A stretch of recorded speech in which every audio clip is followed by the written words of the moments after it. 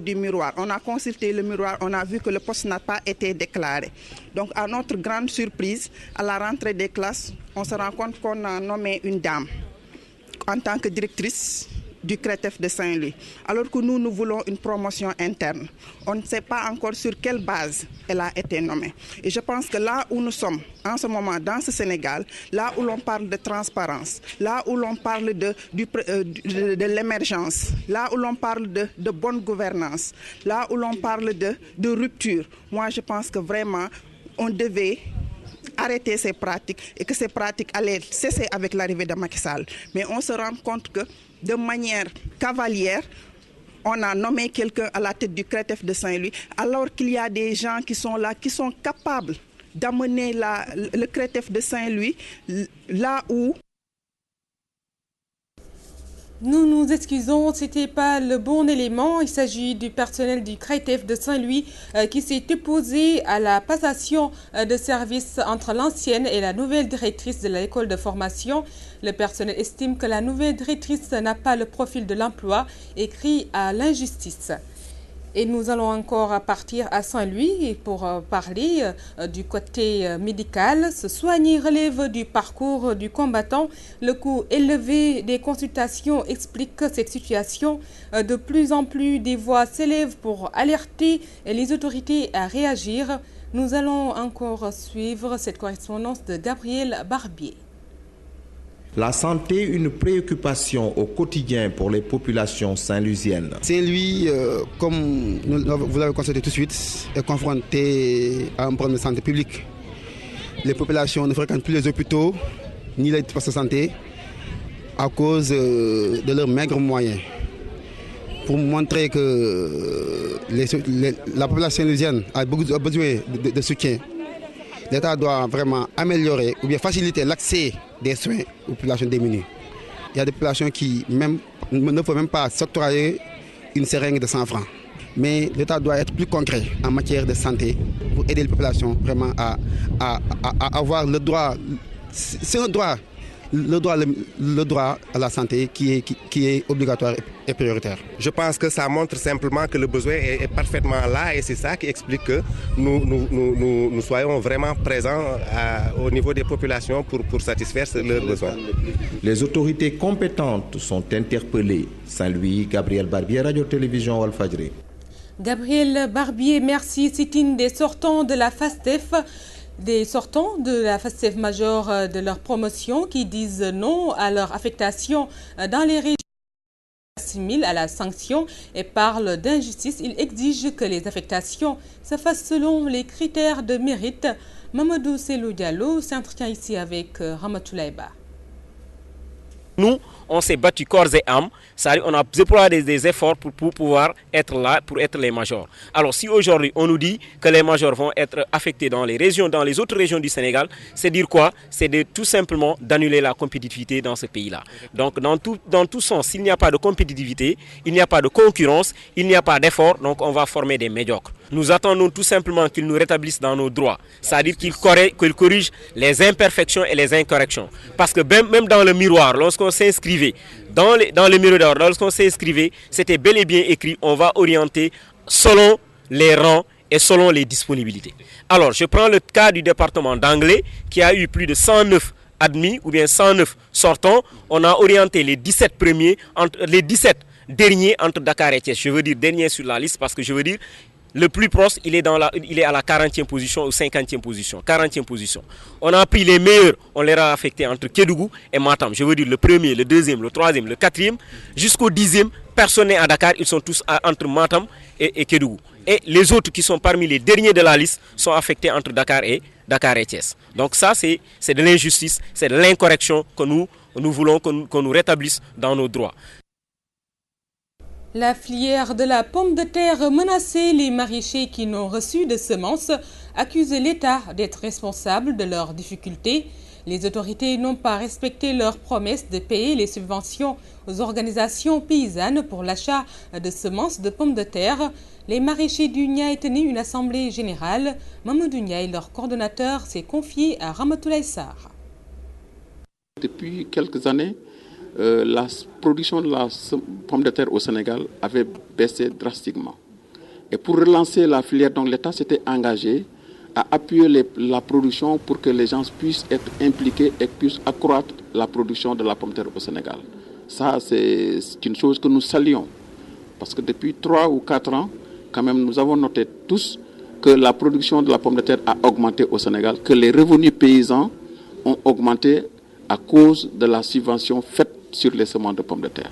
Le fait de ne pas payer la subvention peut vraiment réduire drastiquement les superficies emblavées en pommes de terre.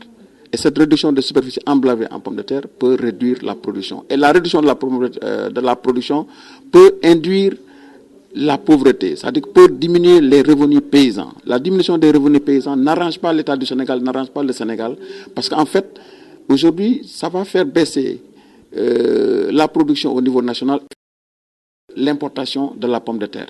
Et l'importation de la pomme de terre augmentée, ça va jouer sur la balance commerciale du Sénégal, donc augmenter le déficit de la balance commerciale. Ça, ce n'est pas l'engagement de l'État, ce n'est pas le vœu de l'État, ce n'est pas aussi le vœu des producteurs. Ce que nous voulons tous, c'est aujourd'hui comment on peut faire pour améliorer la balance commerciale, comment nous pouvons faire pour contribuer au mieux à la nourriture de la population du Sénégal par la sécurité alimentaire.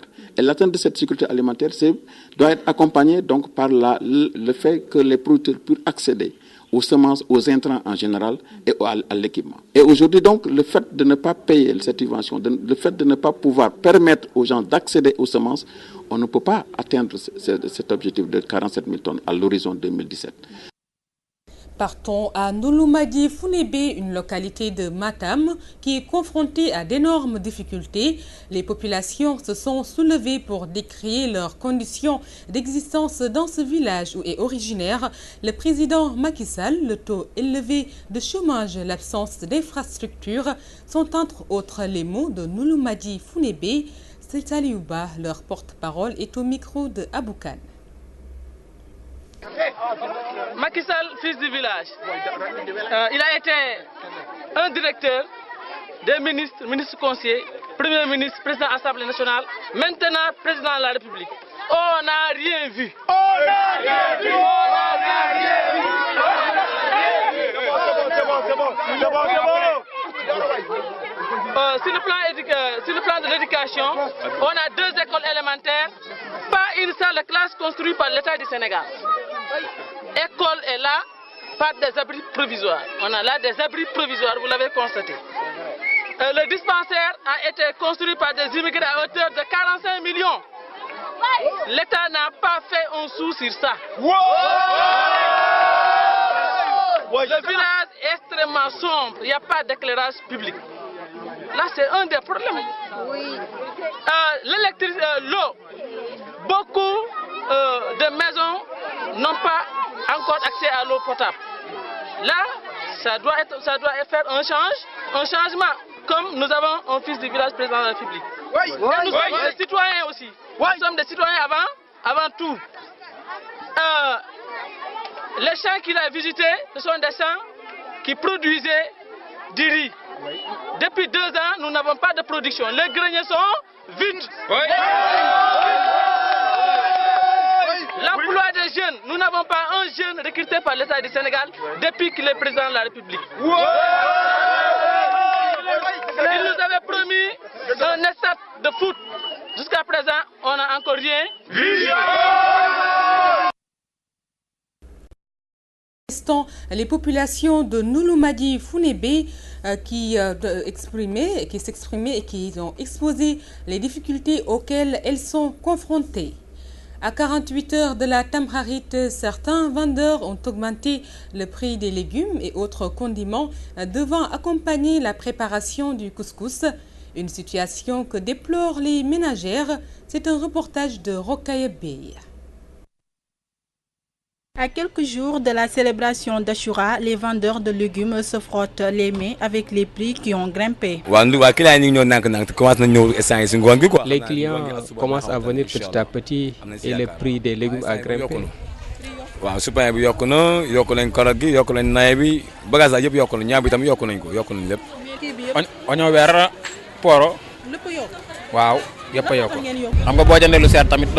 Les prix ont haussé.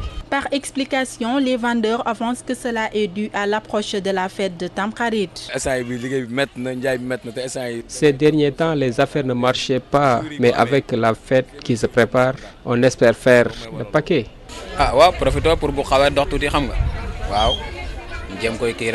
Le kilo de la carotte est de 700 francs, le chou à 600 francs et le manioc à 500 francs. Et ces prix sont trop chers selon ces dames rencontrées au marché Castor. Il y a quand même une augmentation, il y a une légère augmentation par rapport aux autres jours. Il n'y a pas de distinction pour les augmentations sur tous les légumes. Aubergines, tout. Il y a une augmentation quand même. Non, c'est pas juste quand même, c'est pas juste. Pour un problème de 1 jour, 2 jours, la Tamkharit c'est déjà lundi, le couscous c'est lundi. Alors, ils ont commencé à augmenter. C'est pas bon là.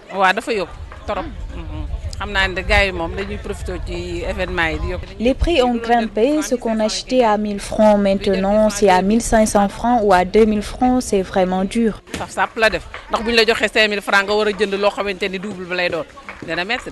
Les prix sont excessivement chers.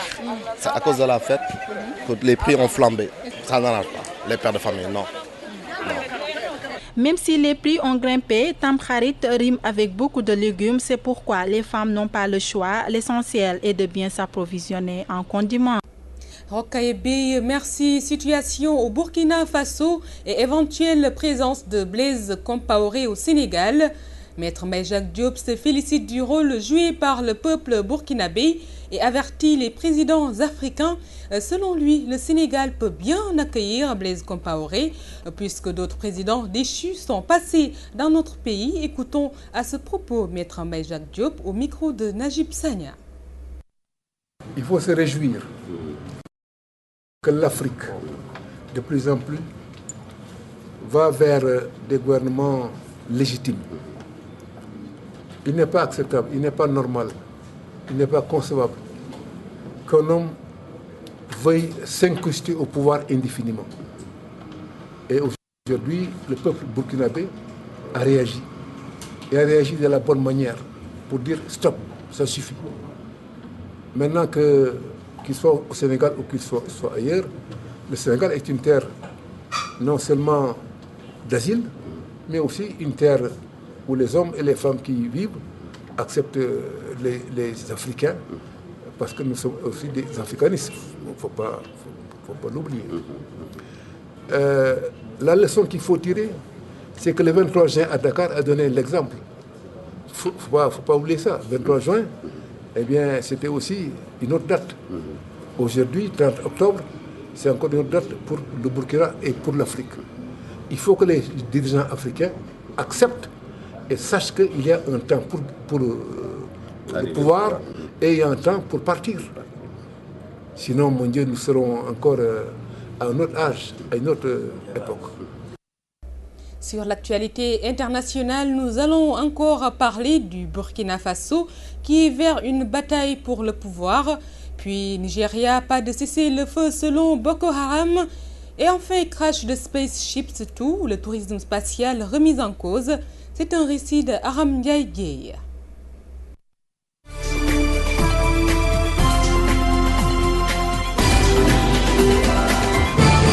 La confusion se poursuit au plus haut sommet de l'État au Burkina Faso. Alors que le pays n'avait connu qu'un seul chef en 27 ans, il est à son 3e depuis hier après-midi. Le lieutenant-colonel Isaac Zida, le numéro 2 de la garde présidentielle, a annoncé tôt ce matin être à la tête du pays quelques heures après la prise de pouvoir du général Traoré, le chef d'état-major. Ces deux acteurs semblent se disputer la tête de la transition après la démission forcée du président Blaise Compaoré. L'ex-chef de l'État a jeté l'éponge sous la pression de la rue qui dénonçait son projet de modification de la Constitution pour pouvoir se maintenir à la tête du pays après 27 ans de règne entamé par un putsch. Boko Haram nie tout accord de cessez-le-feu et de libération des otages. Dans une vidéo, le groupe islamiste accuse les autorités nigérianes de mensonges alors que ces dernières avaient annoncé avoir conclu un accord avec Boko Haram. Le chef du groupe islamiste, Aboubakar Cherou, affirme aussi que les 219 lycéennes enlevées en avril dernier à Chibok, dans le nord-est du Nigeria, ont tout convertis à l'islam et mariés. C'est la première fois qu'ils évoquent leur sort, même si l'on ignore où et quand la vidéo a été tournée. Selon un rapport de Human Rights Watch publié cette semaine, Boko Haram détiendrait plus de 500 femmes et jeunes filles. Le vaisseau spatial Spaceship 2 de Virgin Galactic s'est écrasé ce vendredi dans le désert du Mojave en Californie. L'accident est survenu alors que la navette effectuait un vol d'essai. L'engin aurait souffert d'une grave anomalie. 2 pilotes se trouvaient à bord. L'un est décédé, l'autre a été transporté à l'hôpital dans un état grave selon les autorités.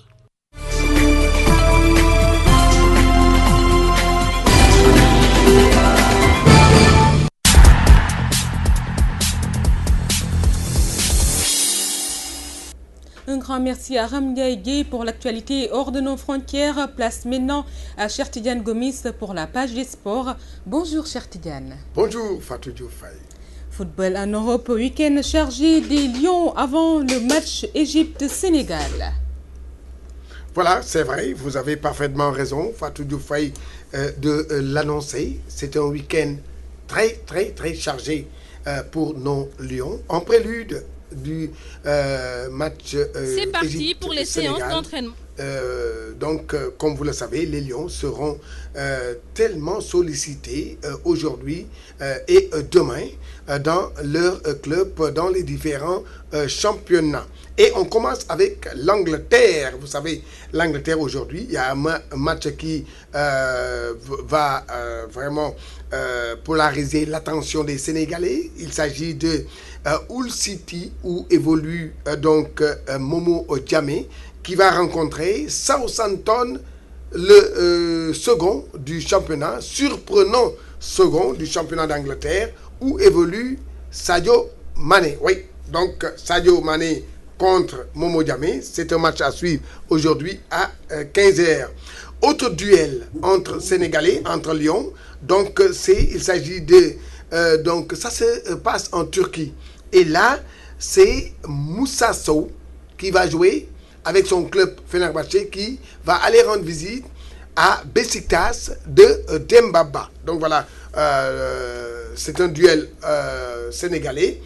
Duel 100% sénégalais aussi en France, comme vous le savez. Donc il s'agit de Lille contre Saint-Etienne. Vous le comprenez si bien, car Lille, il y a 2 Lions qui jouent là-bas. Il s'agit de donc Pape Ndiaye Souaré et de Pape donc Ganagay, et qui vont jouer contre l'équipe de évolue Bayel Sall. Autre duel 100% sénégalais. Aujourd'hui, c'est ça. Donc, Nantes de Dila Bodi va jouer contre Chermbeng, qui est de Rennes. Donc, voilà. Donc, c'est une confrontation entre les Sénégalais. Et ça, c'est inédit, hein, Fatou Dioufay, rarement. Mais comme aujourd'hui, on a beaucoup de joueurs en Europe, on assiste à des confrontations entre joueurs sénégalais. Tout à fait, cher Tidiane. Nous allons toujours parler de football. L'instauration des centres de formation est une nécessité au Sénégal. Oui, effectivement, les centres de formation au Sénégal sont devenus les pourvoyeurs des sélections nationales et des clubs.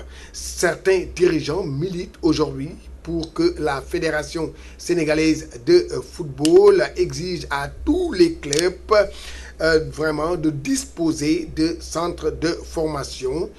Pour ces dirigeants, c'est la seule alternative pour développer la dite discipline et permettre à nos équipes nationales et clubs d'être performantes. C'est l'avis de Madi Touré. Lui, c'est le président de Génération Foot, un centre de formation que je vous propose de le suivre. En arrière, quand on parle d'utilité des centres de formation,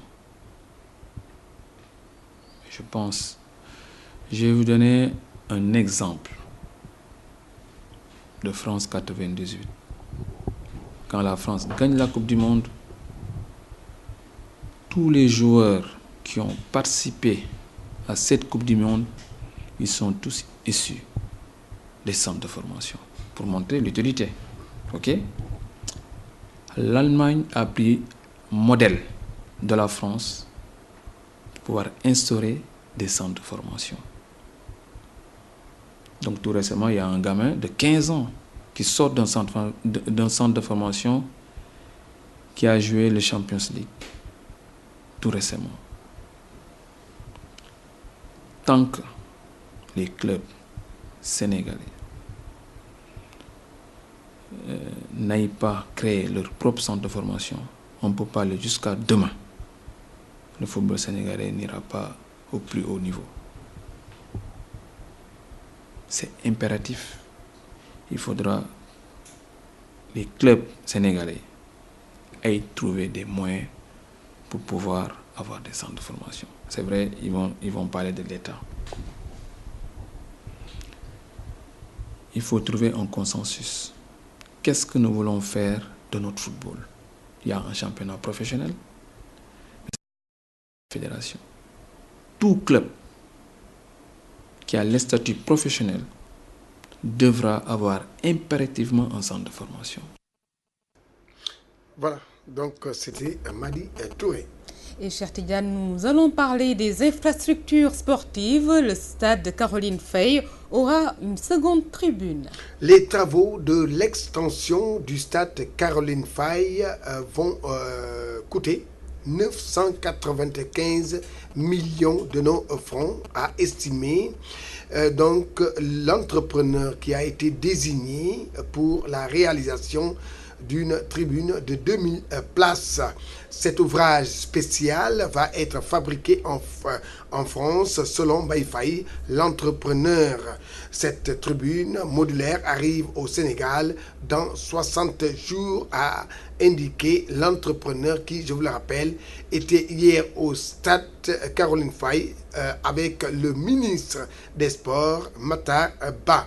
Donc le stade Caroline Faye a été aussi retenu pour abriter des matchs des poules de la CAN Junior 2015 qui se déroulera au Sénégal. Et pour boucler, cher Tidiane, nous allons parler d'une localité de Sédhiou qui exige un terrain plutôt praticable.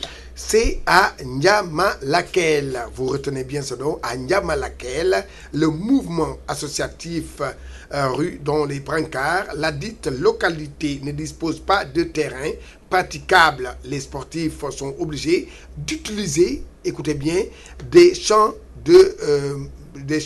pour organiser des rencontres. La commune demande de l'assistance aux autorités dans le but d'obtenir des infrastructures sportives à l'instar des autres localités. Je vous propose de suivre donc Mamadou Salif Diallo. Il est interrogé par Lamine Bayo. Réviser de ce problème, parce qu'aujourd'hui dans la commune de N'Diamalakel, nous avons le premier problème d'abord, le problème de terrain, clôture de terrain. Nous n'avons pas, notre terrain n'est pas bien clôturé. Ensuite, nous obtenons toujours des problèmes au niveau de la recette. Et aussi, il y a certaines gens qui passent derrière, vous voyez, c'est des craintes qu'on a fait les clôtures. Et vraiment que nous lançons un message au président, chère Excellence, M. Macky Sall, qui met à toute son disposition pour venir nous soutenir par rapport au niveau de cela. Donc, la sécurité aussi, nous n'avons pas de sécurité. Donc on le fait entre nous parce que c'est pas...